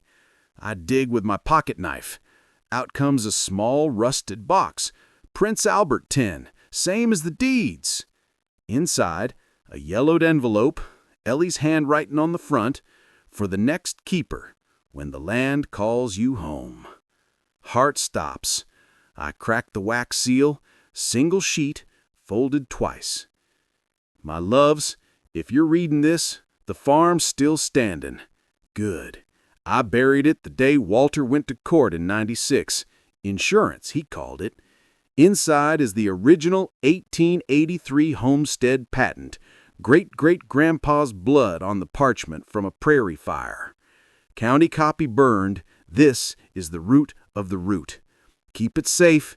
Keep each other safer. Plant deep. Love deeper. Ellie June. Forever. TJ's eyes shine. That's older than Iowa. I hand him the patent, parchment brittle but proud. Your turn, keeper. He tucks it in his shirt pocket like it's made of gold. Cloud lumbers up, Maribel on his arm, Baby Bump leading the way. Breakfast is cold, old man. Move it. We walk back slow, 5 generations in one frame. Me, Clyde redeemed, Sarah smiling for the first time in decades, Khalid and Maya arguing over row spacing, TJ carrying the past in his pocket and the future in his stride. At the porch, a new sign hangs where the rusted key used to dangle. Thompson Land and Legacy, established 1883, open to all who'll tend it. I raise my mug to the sunrise, to Ellie, to Roots, to the next 100 years. So what happens when the original patent surfaces? The co-op hits 500 members, and the first baby born under the trust cries at dawn. And who's the dusty pickup rolling up the lane with a flat tire and a story older than the patent itself? Dirt's warm, y'all. Planting season never ends. April 8th, 2028, 7:42 a.m. Sun already burning off the frost and turning the fields into a black mirror. The co-op's humming, planters dropping seed in perfect 30-inch rows, drones buzzing overhead like metal bees, and the smell of diesel and fresh-turned earth thick as gravy. TJ's got the 1883 patent tucked in a fireproof sleeve inside his overalls. Kid walks like he's carrying the Constitution. We're breaking for second breakfast when the pickup limps up the lane. 89 Chevy, primer gray, left rear tire flapping like a wounded duck. Exhaust coughs blue smoke that smells like regret and bad decisions. Driver kills the engine, steps out slow. Woman, late 30s, sun-bleached hair and a braid, flannel shirt 2 sizes too big. eyes the color of creek water after rain. Carries a canvas duffel and a face that's seen more miles than the odometer. Behind her, passenger door creaks. Little girl, maybe 8, pigtails, missing front tooth, clutching a stuffed rabbit gone gray from love. Woman stops 10 feet away, wipes grease off her hands with a bandana. Voice steady but tired. Name's Lila Ray Johnson. This here's my daughter, June. She nods at the girl, who offers a shy wave. Heard on the CB this was the Ellie June place. Heard you take in strays who know how to work. Clyde's already halfway down the steps, Maribel waddling behind. Tire shot, miss. Ray's got a spare in the shop. Lila Ray shakes her head. Spare's gone. Sold it for gas money outside Kansas City. We're flat broke, 2 days from evicted, and June's rabbit needs stitching. She digs in the duffel, pulls out a folded paper, yellowed, creased, edges burnt, unfolds it careful. My breath catches. It's a homestead patent, 1883, same linen stock, same Purple County ink. But this one's for the adjoining quarter section, 160 acres Pa always said was cursed after great-great-grandpa lost it in a poker game to a railroad baron. Signature at the bottom, Elias Thompson, my great-grandfather's brother, the other branch of the family tree nobody talked about after the feud. TJ steps forward, eyes wide. That's the missing titties. Lila Ray's voice cracks. Mama, your cousin Ruth Ann's daughter, kept it in a shoebox, said the land was stolen fair and square, but the paper never transferred legal. She died last winter. Left me this and a note. Find Walter. He'll know what to do. I take the patent, fingertips trembling. 2 originals side by side. One for our 180, one for the lost 160. Together, 340 acres of contiguous black dirt, aquifer running beneath like a buried river, enough to double the co-op, fund scholarships till 2100, maybe even pipe water to the next county. June tugs my sleeve. Mr. Walt, sir, Mama says you got a swing. Can I? I laugh. First real belly laugh in a month. Reckon you can, little miss. Clyde, fire up the welder. We're fixing a tire in a family tree. By noon, the Chevy's rolling on a fresh Goodyear. Lila Ray's signed on as co-op bookkeeper. Turns out she's a whiz with spreadsheets and a mean tractor driver. And June's pushing TJ on the swing.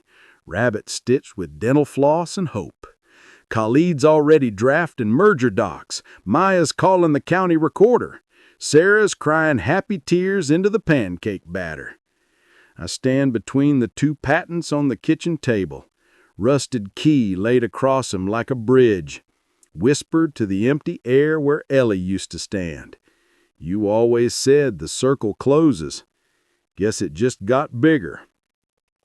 So what happens when the lost half of the homestead rides in on a flat tire?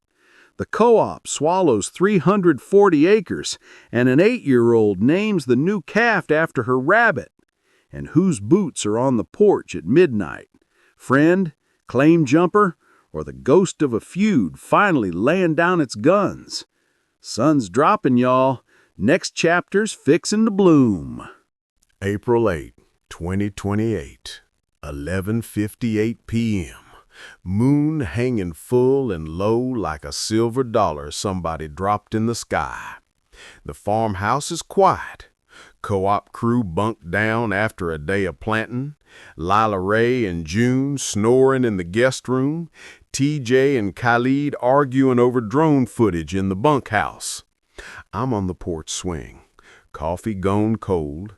2 homestead patents spread on the rail under the bug light. The rusted key sits between 'em like a referee. Winds whispering through the new corn, carrying the smell of turned earth and tomorrow.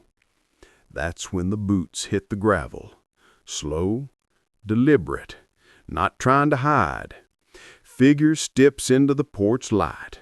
Tall, lean, late 60s maybe, face weathered like old barnwood.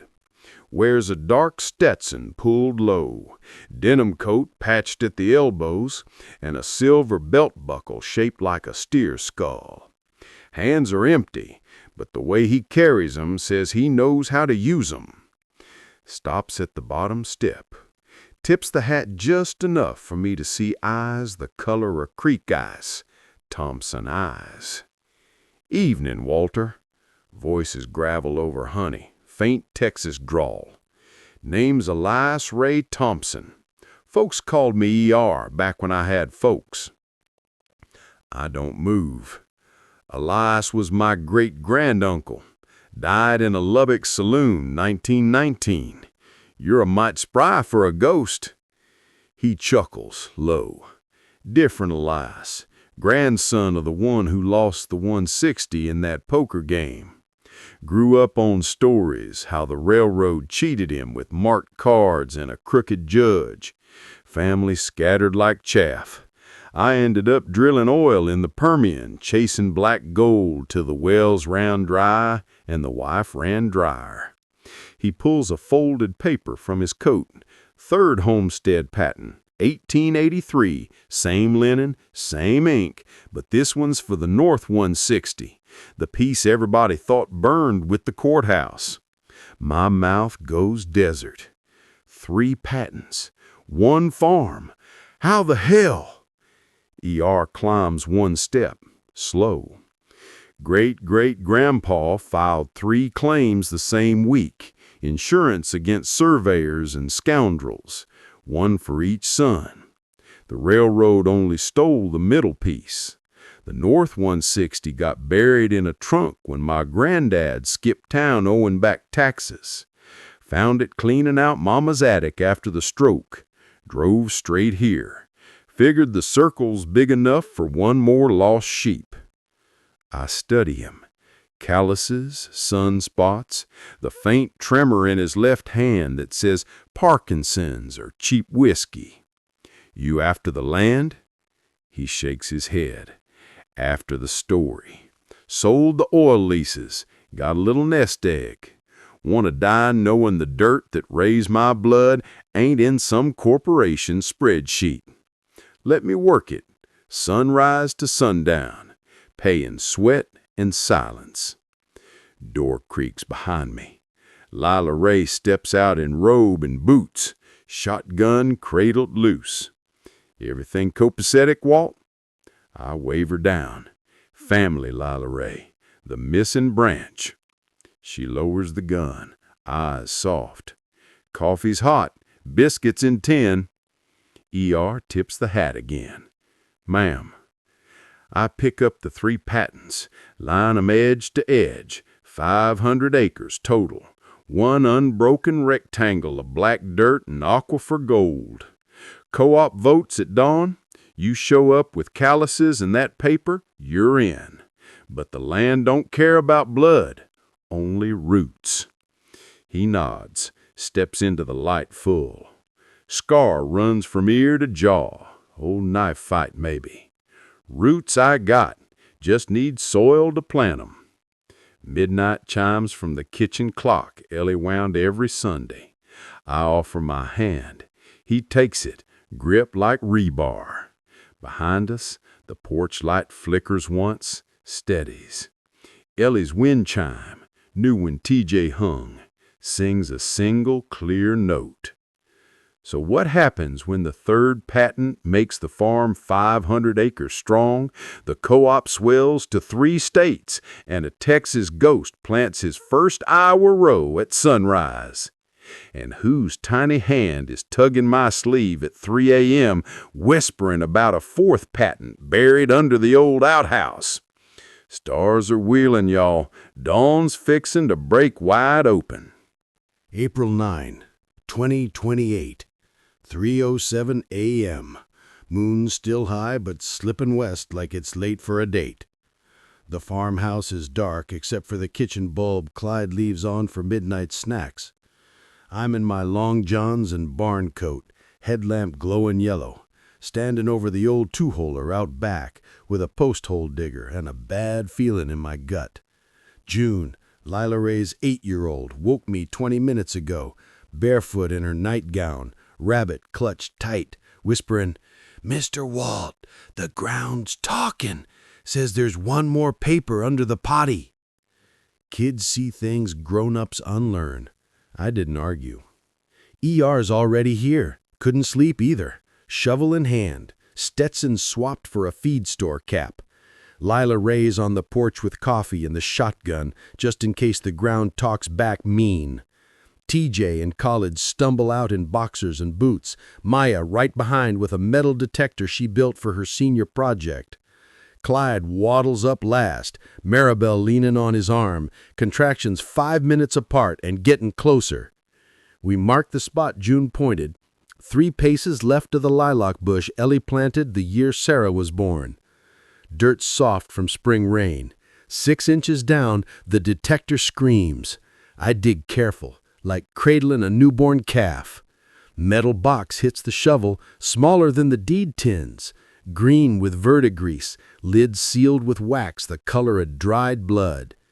ER pries it open with his pocket knife. Inside, a glass mason jar, vacuum sealed. Inside that, a 4th homestead patent, 1883, linen crisp as the day it was filed. This one's for the East 160, the piece great-great-grandpa set aside for the daughters yet unborn. Signature at the bottom, Elias Thompson Sr., for the women of the line. Corner note in faded pencil, hidden till the circle calls him home. EJT, 1892.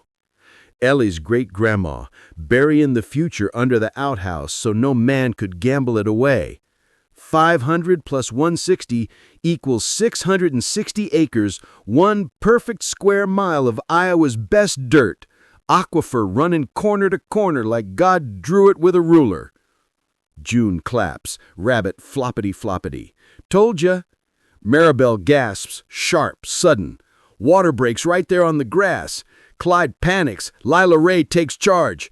Truck now. Hospital's 20 minutes if we fly. ER scoops Maribel like she's made of feathers. Loads her in the Suburban. Clyde's behind the wheel before the dust settles. I shout after him. Name her Ellie if it's a girl. Headlights disappear down the lane. Silence falls, thick as quilt batten. 5 patents on the porch table now. North, south, east, west, and the original heart. TJ lays them out like a map. Khalid overlays the drone survey, every acre accounted for, every drop of water mapped. Maya's voice is soft. That's, a dynasty, Grandpa. I shake my head. Nah, that's a promise. Dawn creeps pink over the beans. I hang the rusted key on the new sign. Thompson Square Mile Co-op. Established 1883. Roots for all who tend them. June falls asleep on the swing, rabbit in her lap. ER tips his cap, eyes wet. Reckons I'll plant my first row today, right beside the lilac. Hospital texts at 6:12 a.m. Ellie Mae Thompson, 7 pounds, 2 ounces, 10 fingers, 10 toes, lungs like a church bell, Clyde sobbing in the photo, Maribel smiling like she won the war. I raise my cold coffee to the sunrise. Circle's closed, baby girl. Every inch accounted for. Every kid welcome.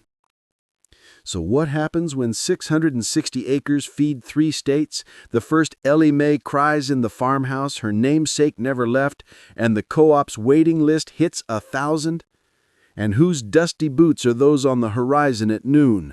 Another patent? Another prodigal? Or just the wind carrying Ellie's laugh across the rows? Sun's up, y'all. Planting never stops.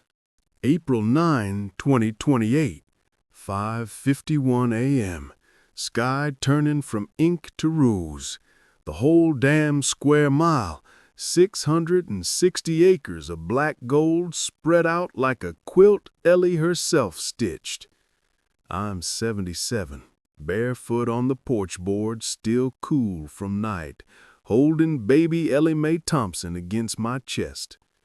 She's 6 hours old, pink as dawn, smelling like milk and miracle. Tiny fist curled around my thumb like she is already claiming the deed. Clyde's asleep in the rocker, dead to the world after driving the maternity wing nuts with his pacing. Maribel's resting inside, Sarah and Leela Ray taking shifts with warm washcloths and coffee strong enough to wake the dead. The co-ops awake early, tractors lined up like soldiers, planters loaded with the new hybrid, Khalid at the helm of the lead rig, TJ riding shotgun with the drone controller. Maya's in the kitchen live streaming to 1.2 million followers. Hashtag Square Mile Sunrise trending worldwide. ER's out by the lilac, spading the first ceremonial row by hand, Stetson pushed back, sweat already cutting channels through the dust on his neck. June's perched on the fence rail, rabbit in one hand, American flag in the other, waiting for the signal. I clear my throat into the mic Maya rigged to the porch post. Voice carries across the mile on the breeze. This here's the first sunrise over the Thompson Square Mile Co-op.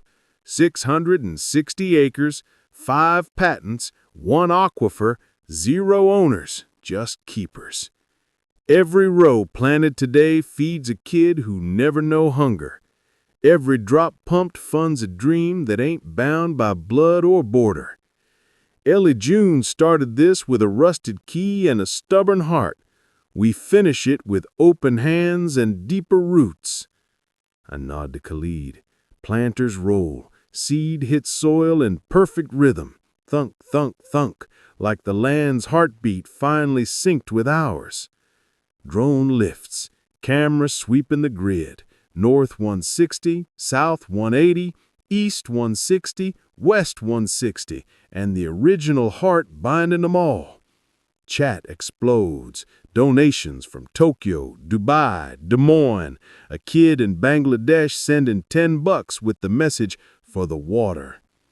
Baby Ellie Mae stirs, lets out a cry that cuts clean through the engine noise. Pure, fierce, alive. June whoops, waves her flag. ER pauses mid-row, wipes his eyes with the back of a glove. Clyde jerks awake, grins like a fool. Sarah steps out, arms full of biscuits, tears streaming. Leela Ray fires up the dinner bell, clang, clang, clang, and the sound bounces off the barn, the creek, the sky itself. I kiss the baby's forehead, whisper, "Your turn starts now, little keeper." Sun clears the silo. Light hits the new sign. Thompson Square Mile, established 1883. Roots for all eternity. Gold letters catch fire. Somewhere in the rows, a seed cracks open, reaching for the same sky that watched great-great-grandpa break prairie sod with a mule and a prayer. Camera pans back. 1.2 million viewers watch the circle close. 5 patents, 6 generations, 1 unbreakable promise. Chat scrolls one last message, pinned by Maya. The land doesn't end with us. It begins again every sunrise. Plant deep, love deeper. See you at the next harvest.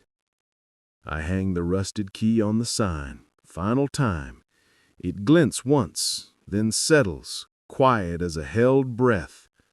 So what happens when the square mile feeds the world? Ellie Mae's first steps are in turned soil, and the co-op's waiting list stretches to the horizon. And whose tiny hand will reach for that rusted key in 2128 when the next circle calls them home? Sun's high, y'all. The story never ends. It just passes the torch. And that's the sunrise, partner. But the rows keep growing. 660 acres, 5 patents, 1 rusted key that opened a century of fight, family, and forever.